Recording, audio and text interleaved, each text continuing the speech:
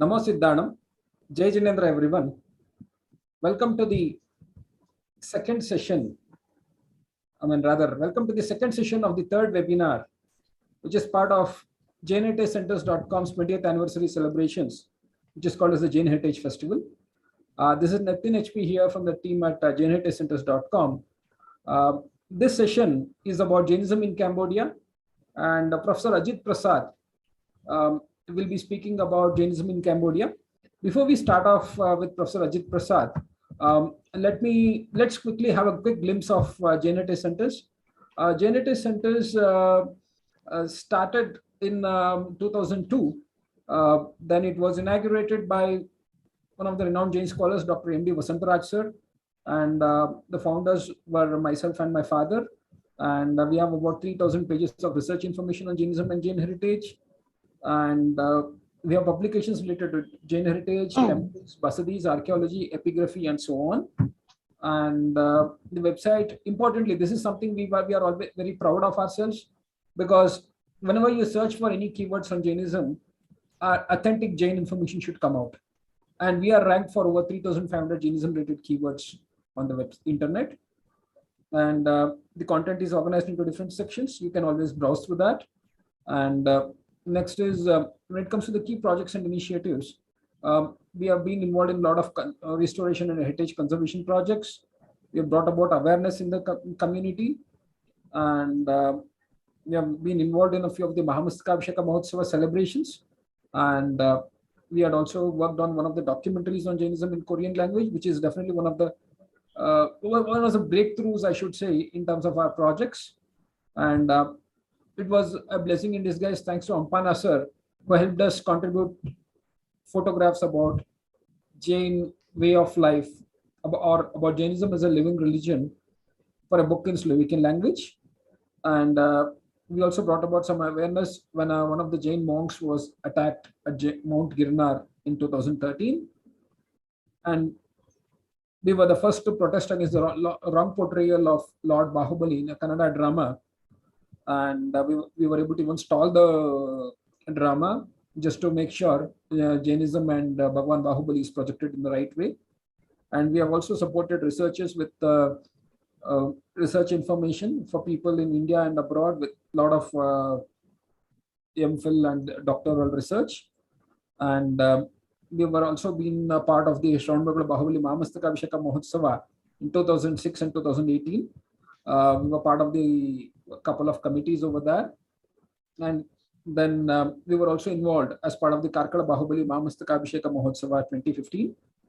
And just to continue a few more, I think the journey is like, this is one of the very key marquee projects, I should say, is about Jain Heritage and Archaeology Pavilion at Shravan Bahubali Mahamastakabhisheka Mahotsava 2018. We had a record footfall of 250,000 people in just a span of 15 days, where people from a lot of interiors of Karnataka, they came there. They were mesmerized by the way Jainism was presented there. And with the Salekana issues in 2016, we were part of the team that fought the petition with the Supreme Court of India by means of providing research material, and then involved in a few of the Panchakalyana and Pratishtha Mahotsavas of Jain temples. And we organized a series of webinars, around 8 webinars in 2020, in coordination with Madras University. And in 2021, we organized a series of 8 webinars again. And again, I had authored a book 2018. I think I'm honored to say that the book Jiniyatra has the foreword by Professor Hampana sir, who is called as the Acharya among the Jaina scholarly circles of the present times.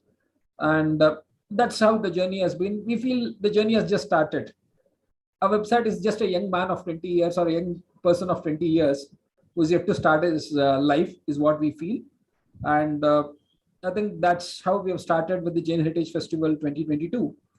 And now we have one of the most awaited sessions about Jainism in Cambodia. Many people think, did Jainism really existed in Cambodia? Was many of them they ask. Yes, it did exist in Cambodia. We have a lot of artifacts about Jainism in Cambodia, and what is it all about? And like not much of work has happened, but thanks to Nirmal Kumar Sethi ji, was able to sponsor regular tours to different countries across the world in search of Jainism and Jain heritage. And we are blessed to have Professor Ajit Prasad sir along with us. Before we start, let me give a quick introduction in English, then switch over to Kannada. And Ajit Prasad sir will be speaking in Kannada, but definitely he'll be using English in between. So we can call this lecture as a Kanglish lecture, Kannada and English. And to speak about Professor Ajit Prasad sir, he is a professor of Kannada and known for his oratory skills. He's a personality trainer. He's a retired professor of Kannada, and he's served as a professor of Kannada over 35 to 40 years. And he's also been part of the JC's club in Mudabidri. He's been a personality trainer, which is one of his most favorite activities he always speaks about. And then he's also got a very good hold on various aspects of Jainism and Jaina Siddhanta. And, like along with that, many of the youngsters of these days, when we have any questions, he's one of those people whom we always look up to for guidance. And, like when I asked Ajit Prasad sir to give me his biodata, he denied. You don't have to read my biodata over there. We are just here to speak about the topic. So I think with this, before I do that, I think it's again an honor to have him. And let me switch over to Kannada and set a short preamble. Then we'll hand over to Professor Ajit Prasad. ಸ್ನೇಹಿತರೆ, ನಮೋ ಸಿದ್ಧಾಣಂ, ಜೈ ಜಿನೇಂದ್ರ, ಎಲ್ಲರಿಗೂ ನಮಸ್ಕಾರ. jainheritagecentres.com 20 ವರ್ಷಗಳನ್ನು ಪೂರೈಸಿ ತನ್ನ ದ್ವಿದಶಮಾನೋತ್ಸವವನ್ನು ಆಚರಿಸಿಕೊಳ್ತಾ ಇದೆ. ಈ ಹಿನ್ನೆಲೆಯಲ್ಲಿ ನಾವು ಜೈನ್ ಹೆರಿಟೇಜ್ ಫೆಸ್ಟಿವಲ್ 2022 ಇದ್ರ ಮೂಲಕ ನಾವು ಆಚರಣೆಯನ್ನು ಮಾಡ್ತಾ ಇದ್ದೀವಿ. ಇಲ್ಲಿ ಒಟ್ಟು ನಾವು 20 ಗೋಷ್ಠಿಗಳು, 35 ವಿದ್ವಾಂಸರು, ಒಂದೊಂದು ಗೋಷ್ಠಿಯಲ್ಲಿ ಸಾಧ್ಯವಾದಷ್ಟು 2 ವಿದ್ವಾಂಸರು, ಪ್ರತಿಯೊಂದು ವಾರಾಂತ್ಯಗಳಲ್ಲಿ 2 ರಿಂದ 4 ಉಪನ್ಯಾಸಗಳು, 2 ಗೋಷ್ಠಿಗಳು, ಈ ರೀತಿಯ ಸ್ವರೂಪದಲ್ಲಿ ನಾವು ಮಾಡ್ಕೊಂಡು ಬಂದಿರತಕ್ಕಂತಹ ಒಂದು ಕಾರ್ಯಕ್ರಮ. ಇದು ನಮ್ಮ ಕಾರ್ಯಕ್ರಮದ 3ನೇ ವೆಬಿನಾರ್, 3ನೇ ಆನ್ಲೈನ್ ಕಾರ್ಯಕ್ರಮ. ಈ 3ನೇ ಕಾರ್ಯಕ್ರಮದ 2ನೇ ಉಪನ್ಯಾಸಕರು ಪ್ರೊಫೆಸರ್ SP ಅಜಿತ್ ಪ್ರಸಾದ್ ಅವರು. ಇವರು ಜೈನಿಸಮ್ ಇನ್ ಕಾಂಬೋಡಿಯಾದಲ್ಲಿ ಜೈನ ಧರ್ಮ ಈ ವಿಷಯದ ಬಗ್ಗೆ ಮಾತನಾಡಲಿದ್ದಾರೆ. ಅಜಿತ್ ಪ್ರಸಾದ್ ಅವ್ರ ಬಗ್ಗೆ ಹೇಳಬೇಕು ಅಂದ್ರೆ, ಇವರು ಮೂಲತಃ ಶ್ರವಣಬೆಳಗೊಳದವರು, ಪ್ರಸ್ತುತ ಮೂಡುಬಿದ್ರೆಯಲ್ಲಿದ್ದಾರೆ. ಮೂಡುಬಿದ್ರೆಯಲ್ಲಿಯೇ ಕನ್ನಡ ಉಪನ್ಯಾಸಕರಾಗಿ, ಅಧ್ಯಾಪಕರಾಗಿ 35-40 ವರ್ಷಗಳ ಸೇವೆಯನ್ನು ಸಲ್ಲಿಸಿ ನಿವೃತ್ತರಾಗಿ ಪ್ರಸ್ತುತ ತಮ್ಮ ನಿವೃತ್ತಿ ಜೀವನವನ್ನು ನಡೆಸುವುದಲ್ಲದೆ ಜೈನ ಧರ್ಮದ ಸಾಕಷ್ಟು ಸಿದ್ಧಾಂತಗಳು, ತತ್ವ, ಕಥೆಗಳು, ಹೀಗೆ ಹಲವಾರು ಮಜಲುಗಳ ಬಗ್ಗೆ ಸುದೀರ್ಘವಾದ ಅಧ್ಯಯನವನ್ನು ಮಾಡಿ ಜೈನ ಸಿದ್ಧಾಂತದ ಬಗ್ಗೆ ನಮ್ಮಲ್ಲಿ ಹಲವಾರು ಜನ ಯುವಕರಿಗೆ ನಮಗೇನಾದ್ರೂ ಸಂಶಯಗಳಿದ್ದಲ್ಲಿ ನಾವು ಎದುರು ನೋಡೋದು ಅಜಿತ್ ಪ್ರಸಾದ್ ಸರ್ ಅವ್ರನ್ನ. ಇನ್ನೊಂದು ಅತ್ಯುತ್ತಮವಾದ ಒಂದು ಯಾವ ಕಾರಣಕ್ಕಾಗಿ ನಾವು ಎದುರು ನೋಡ್ತೀವಿ ಅಂದ್ರೆ, ಬಹುಶಃ ಅವರು ಪರ್ಸನಾಲಿಟಿ ಟ್ರೈನರ್ ಕೂಡ. JC ಸಂಸ್ಥೆಯ ಮೂಲಕ ಸಾಕಷ್ಟು ವ್ಯಕ್ತಿತ್ವ ವಿಕಸನ ಶಿಬಿರಗಳನ್ನು ಕೂಡ ನಡೆಸ್ತಾರೆ ಅವರು. ಅದರಲ್ಲೂ ಕೂಡ ಟ್ರೈನರ್ ಆಗಿ ಹೋಗ್ತಾರೆ ಅವರು. ಆ ದೃಷ್ಟಿಯಿಂದ ಅನ್ಸುತ್ತೆ ಅವ್ರಿಗೆ ಯುವಕರ ಮನಸ್ಥಿತಿ ಏನು, ನಾವು ಏನನ್ನ ತುಡಿತೀವಿ ಅನ್ನೋದು ಅವ್ರಿಗೆ ಬಹುಶಃ ಅವ್ರಿಗೆ ತಕ್ಷಣ ಗೊತ್ತಾಗ್ತದೆ ಅನಿಸ್ತದೆ. ಅದೇನೋ ಗೊತ್ತಿಲ್ಲ, ಒಟ್ನಲ್ಲಿ ಅದೊಂಥರ ನಮ್ಮನ್ನ ಒಂದು ರೀತಿಯಲ್ಲಿ ಆಯಸ್ಕಾಂತದ ರೀತಿಯಲ್ಲಿ ನಮ್ಮನ್ನ ಸೆಳೀತಾರೆ. ಅವರು ಇತ್ತೀಚಿನ ವರ್ಷಗಳಲ್ಲಿ ವಿದೇಶಗಳ ಬಗ್ಗೆ ಪ್ರವಾಸ ಅಂದ್ರೆ ನಮ್ಗೆ ಎದ್ಲಕ್ಕಿನ ಮೊದಲು ನೆನಪಿಗೆ ಬರ್ತಿದ್ದು ನಿರ್ಮಲ್ ಕುಮಾರ್ ಸೇಠಿ ಅವರು. ಅವರೊಂದಿಗೆ ಪ್ರವಾಸಕ್ಕೆ ಹೋದಾಗ ಬರೀ ಪ್ರವಾಸ ಅಂದ್ರೆ ಬರೀ ಟೂರಿಸ್ಟ್ಗಳ ತರ ಹೋಗಿದ್ದಲ್ಲ, ಅಧ್ಯಯನ ಪ್ರವಾಸ, ಸ್ಟಡಿ ಟೂರ್ ಹೋಗಿ ಅಲ್ಲಿ ಕಾಂಬೋಡಿಯಾದಲ್ಲಿ ಇವರು ಈಗ ಸ್ಟಡಿ ಟೂರ್ ಹೋದಾಗ ಕೀನ್ಯಾ, ಕ್ಯಾಂಬೋಡಿಯಾ, ಇಥಿಯೋಪಿಯಾ ಹಾಗೂ ಇತರ ದೇಶಗಳನ್ನು ಸುತ್ತಕೊಂಡು ಬಂದರು. ಅದರಲ್ಲೂ ವಿಶೇಷವಾಗಿ ಕ್ಯಾಂಬೋಡಿಯಾದಲ್ಲಿ ಜೈನ ಧರ್ಮದ ಕುರುಹುಗಳ ಬಗ್ಗೆ ಸಾಕಷ್ಟು ಅಧ್ಯಯನವನ್ನು ನಡೆಸಿದ್ದಾರೆ. ಇವರು ಈಗ ನಮ್ಮೊಂದಿಗೆ ಇರುವುದು ನಮ್ಮ ಸೌಭಾಗ್ಯ ಅಂತ ನಾನು ಭಾವಿಸ್ತೀನಿ. ಇದ್ರ ಮೂಲಕ ನಾನು ಪ್ರೊಫೆಸರ್ ಅಜಿತ್ ಪ್ರಸಾದ್ ಸರ್ ಅವರಿಗೆ ಹೆಚ್ಚಿನ ಸಮಯ ತಗೊಳ್ಳಾರ್ದೆ ಅವ್ರಿಗೆ ನಾನು ವೇದಿಕೆಯನ್ನ ಬಿಟ್ಕೊಡ್ತೀನಿ ಅಂತ ಹೇಳಿ, ಸರ್ ನಿಮ್ಮ ಉಪನ್ಯಾಸವನ್ನು ಎದುರು ನೋಡ್ತಿದ್ವಿ. Over to you sir. Namo Siddharnam. Before I start my talk, I would like to congratulate Professor Muhammad Hamid sir for his wonderful talk about Jainism in Pakistan. It was really an eye-opener session, and being a fellow who is interested to visit the historical places and other things, I would like to visit Pakistan if the time and situation arises, and if I get an opportunity, I would like to interact with Professor Muhammad Hamid sir. And now let me straight away talk over my subject, Jainism in Cambodia. Of course, Cambodia is a country which is located in Southeast Asia. As soon as you hear the name of Combodia, the ruined temples comes to in our mind. You just number it, you will get around 4,000 ruined temples which are found in Cambodia. You know, the rock cut art and carrying in this is the landmark of Cambodia. I would like to say that in the beginning itself, I would like to say that Jainism had a very strong roots in Cambodia. Of course, even today you can very easily make it out. ಬಹಳ ಸರಳವಾಗಿ ಹೇಳಬೇಕು ಅಂತ ಹೇಳಿದ್ರೆ, ಜೈನ ಧರ್ಮದ ಪ್ರಭಾವ Cambodia ದೇಶದಲ್ಲಿ ಬಹಳಷ್ಟು ಆಳವಾಗಿ ಬೇರೂರಿದ್ದನ್ನ ನಾವು ಇತಿಹಾಸದ ಅಧ್ಯಯನದ ಮೂಲಕವಾಗಿಯೂ ಕೂಡ ತಿಳಿದುಕೊಳ್ಳೋದಕ್ಕೆ ಸಾಧ್ಯ ಆಗತ್ತೆ. Let me go straight away into the conversation. Before that, I would like to make one point very clear.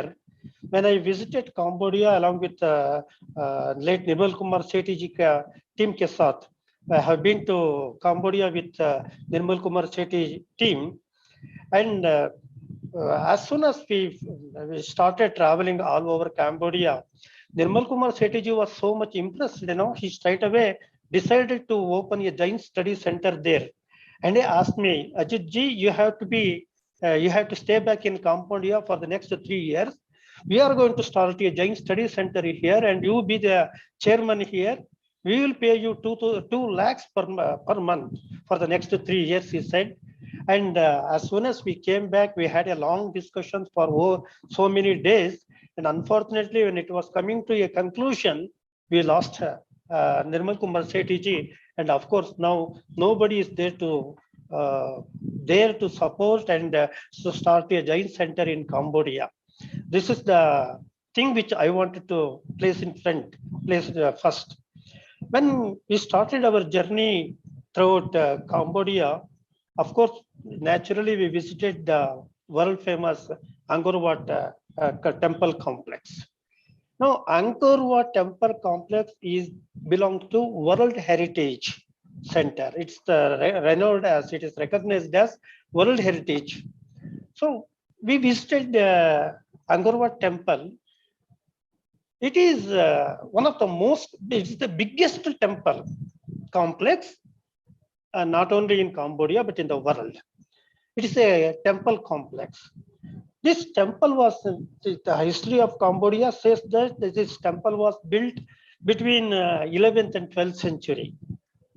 And the Khmer kingdom was ruling there, and Surya Varma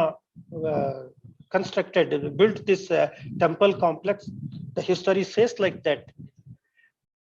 And according to the history, there is 3 parts in Angkor Wat Temple.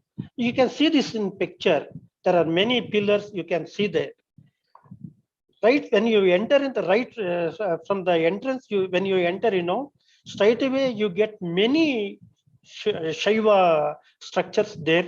Shivlingas will be there. And in the middle of the temple, you find a lot of Vishnu statues are there. And all over this particular temple, you find Buddha's images. But, if you compare Buddha statues there and the remaining part of the world, I have a really strong doubt about whether this is really a Buddhist temple or not. Because, of course, this temple has witnessed a tussle between in the earlier stages. The tussle was between Shaivas and Vaishnavas. And later it became the fight between Vaishnavas and Buddhists. And later it has become the fight between the warfield of Shaivas, Vaishnavas, and Buddhists. The temple is totally ruined. You can just see the pictures now. See, when we entered this temple, Nirmal Kumar Sethiji asked me, Ajit, look at that Buddha statue. Do you really think that this is Buddha? See, in India, what you see, how you see Buddha statue? This is to be like this. One hand is like this, and another is like this. One is Ashirvat style, and the fingers will be like this. And the second one is like this. Okay? But in Angkor Wat Temple and in many other places of Cambodia, what you see is that it is a standing posture Buddha. Only standing postures. You don't find many sitting posture of Buddhas and Buddha's images. And whatever the images we find in India and Nepal, the structure is something different there. And before that, I would like to place one particular point. Here, whatever the images you find in Cambodia, you feel the long ears and the head, the hair is bounded just like a jete. Even if it is Shiva, even if it is Vishnu, or even it is Buddha, this style is always common. And when we are just looking in and moving in and around Angkor Wat Temple, we started to really feel very strongly. We started to feel that this is not Buddha. This is not Buddha structures. All the images, if you go and stand in front of a Buddha, so-called Buddha statue, how that Buddha statue is there? Buddha statue in a standing posture with 5 serpents behind. And the cloth is covered from left to right. If you look at the facial expressions of these images, we started to feel very strongly that this is definitely not Buddha. Of course, there was a mad rush inside the temple, and you cannot go and touch those images. We were moving from one corner to another corner in that Angkor Wat Temple. In one corner of that particular temple, there was one Buddha. One Buddha statue was there. It was around 5 feet in height. Myself, Nirmal Kumar Sethiji, and my other friends were standing there. Fortunately, there was no other people, no other visitors were there. Only one Buddhist monk was there, who was performing the puja there. Nirmal Kumar Sethiji silently called that monk. He said, "Look, I'm giving you $5. You can keep it. But one thing you have to do is, you have to remove the cloth there." He said in the initial stages, he rejected it. "No, I'm sorry, I cannot remove it." Then Sethiji gave him $10. See, money, how it works. He gave $10 to that monk, and he said, "No, okay, I will open the cloth, but you are not supposed to take the photographs. And I will be opening the cloth only for 1 minute and not more than that." He said, "Okay, let us see." When we opened the cloth, it was none other than Bhagavan Parshvanath. We are really stunned to see that It is none other than Bhagavan Parshvanath image was there, 5 feet long, with 5 serpents behind. And at the same time, what the trick they have done, how they have converted Bhagavan Parshvanath images to Buddha images. See, when you open the cloth, it's a naked statue. You don't get Buddha in naked form in any place. How this naked Buddha came, number one. Number two, see, there is a Janivaram we call, cross belt. See, if it is original Buddha statue, then the sculpture will be, then how it will be built? Cloth will be there, made up of rock, of course. And that Janivaram also will be there. But in that statue, there was no cloth culture, no cloth cuttings were there. And that Janivaram, how they did it? They have just crossed it like this with some chana, something like that. They have cut it like this. They said it is Janivaram. And what connection Buddha is having with Janivaram? These are the two questions that they have to answer. Unfortunately, the Buddhist monks, if you start questioning them, we have experienced it in a Buddhist university in Vietnam. They get aggravated. They don't talk to you. If you start questioning them, they don't talk to you.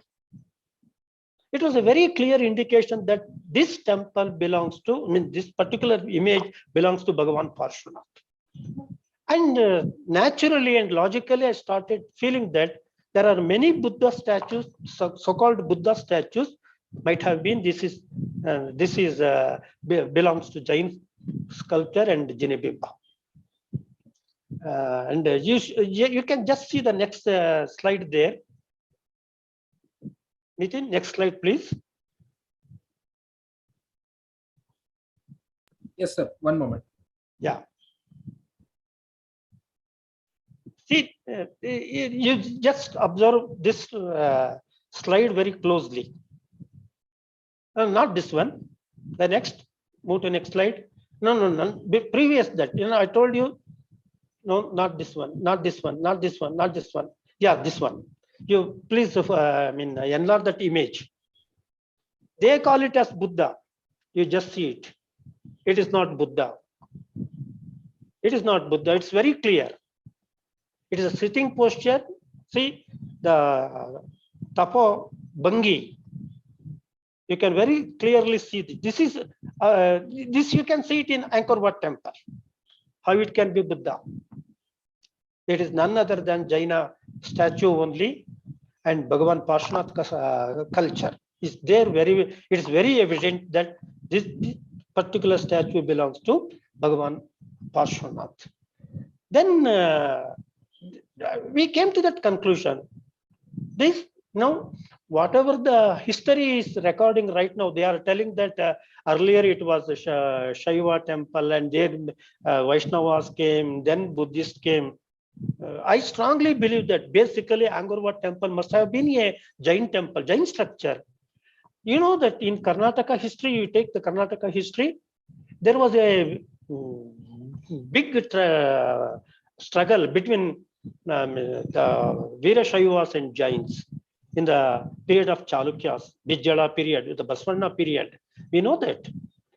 And after that, if you continue study of Karnataka history, after Vachanakaras, there came Bhakti movement. There was a fight between Shaivas and Vaishnavas. I think this is the thing. This is the history that should have been reconstructed here in Cambodia.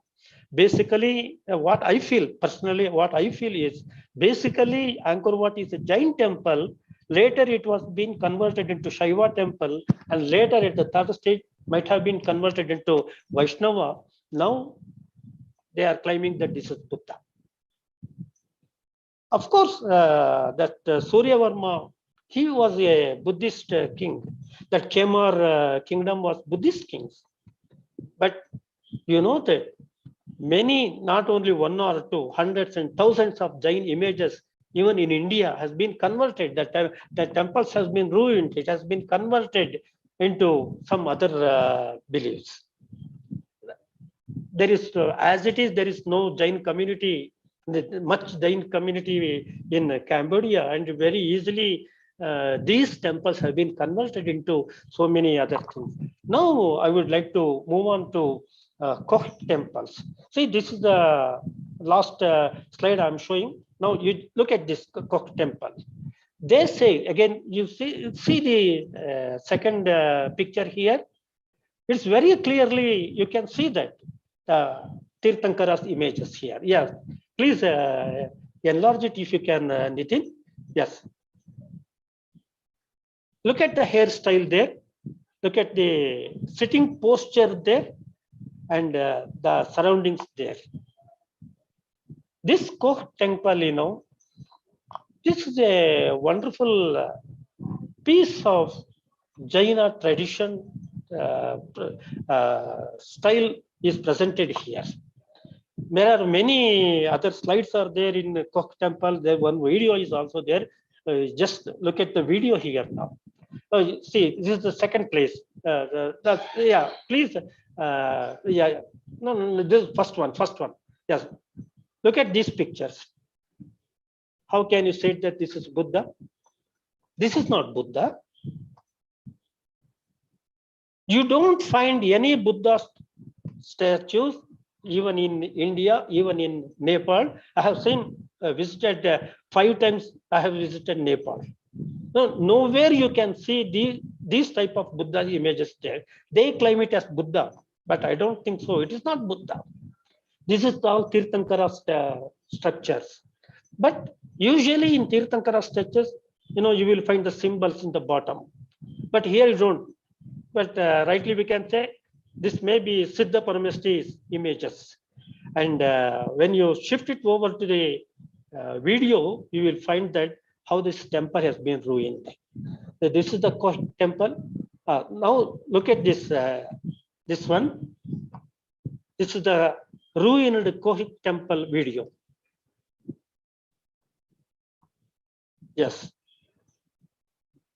Again, this temple is a temple of is not a single temple. It's a temple, it's a complex of a temple. This one. And I have taken those 2 pictures from here only in the ruined places.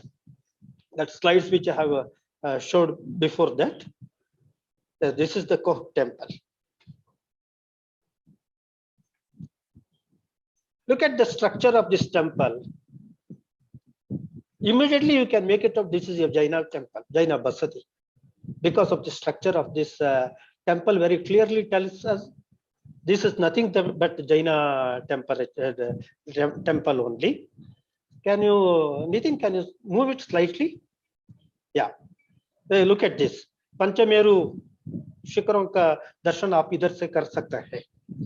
Here you can see that Panchameru. Yes. Move. Yes. This is the thing which I wanted to show. See, wherever you go in Cambodia, you can see these type of structures. Even in museum, the Cambodian National Museum, you find many pieces like this. This is Pancha Parameshti images. Can you make it big? Can you make it big? This is the maximum, sir. This is the maximum. See, Pancha Parameshti images, you can see it here. Nirmal Kumar Sethi was so excited to see this particular images. He said, oh, this is the Pancha Parameshtis. And we were really excited to see these pictures there, these images there, all over Cambodia. Wherever you go, you find these things. So this one particular image I wanted to share with all of you. And from here, we will go to Bentley Spray, Bentley Sarai. They call it as Bentley Sarai. And Bentley Zamir also, they call it that particular temple. Now you can see this, the video of this temple. Yes, please. The commentary is in Kannada, so that it has been muted right now. This is the Bentley Zamir Sarai. They call it a Sarai. Look at the ruined complex of the temple. Here you find hundreds and hundreds of Jain idols lying on street. Nobody cares. Nobody cares. Hundreds and hundreds of, see, this is our temple and team, and you might have said, see, this is Nirmal Kumar Sethi. Yeah. And look at these pictures. Can you repeat it and stop the last, this one? No. Still move. That last two images were there. Yes. Look at this. You can see these type of pictures, these type of idols laying on street, not one or two, but hundreds in numbers. When we started talking about these things with the authorities there, they said we are going to renovate the temple like that. That's why these images are laying on the street like this. And shortly we will make it a safe place to visit for the visitors, so that they can enjoy these images, they said. But right now it is laying on the street. You can see this. Nobody is there to take any interest to protect these Jaina statues laying on ground like this. Can we move to the next? Yeah, look at this.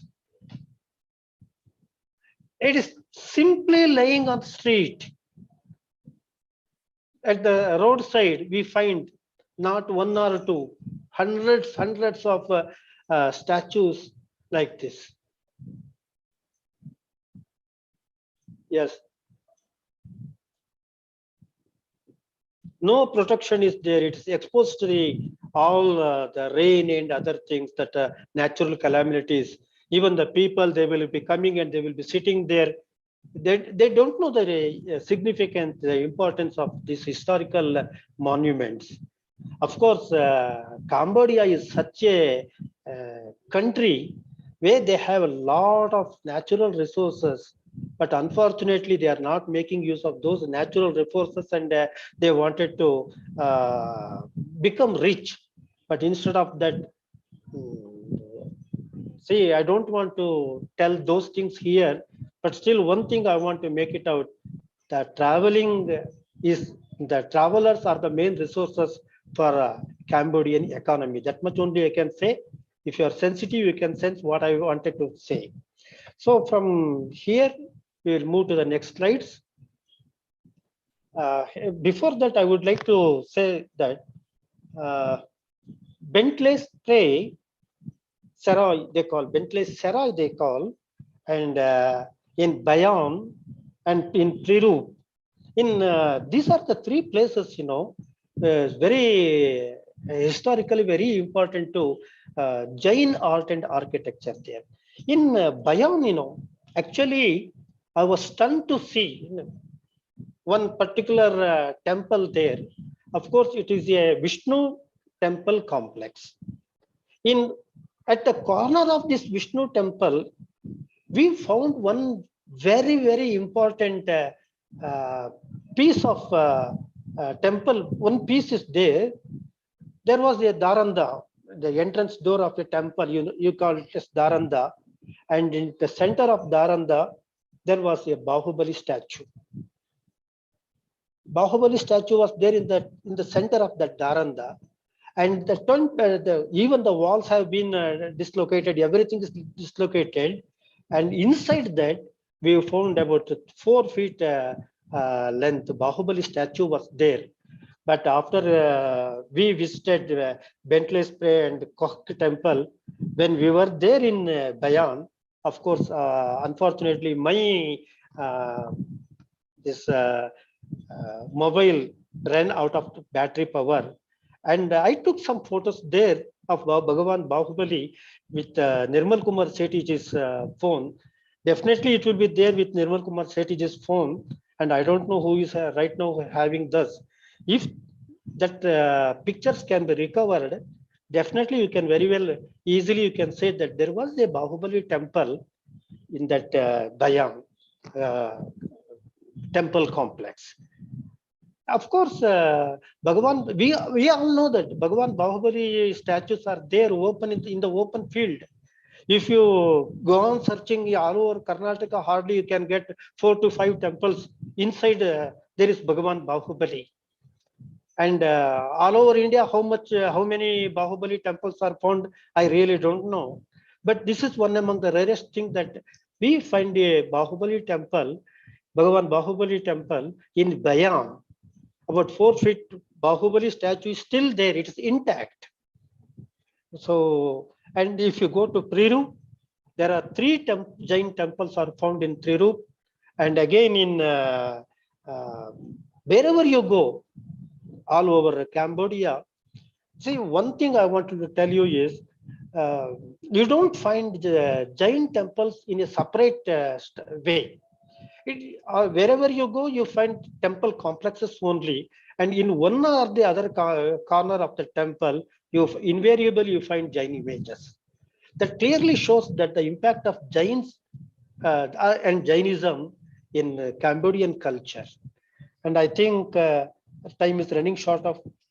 I'm running short of the time, and I would like to conclude with the things that if the All India Digambar Jain Mahasabha continues with their project, which that dream that Nirmal Kumar Sethi had to open a Jain center in Cambodia, and if it is possible to open a Jain study center in Cambodia, it will be a great help for the restoration of Jain culture and other things in Cambodia. Thank you. Namo Siddhana.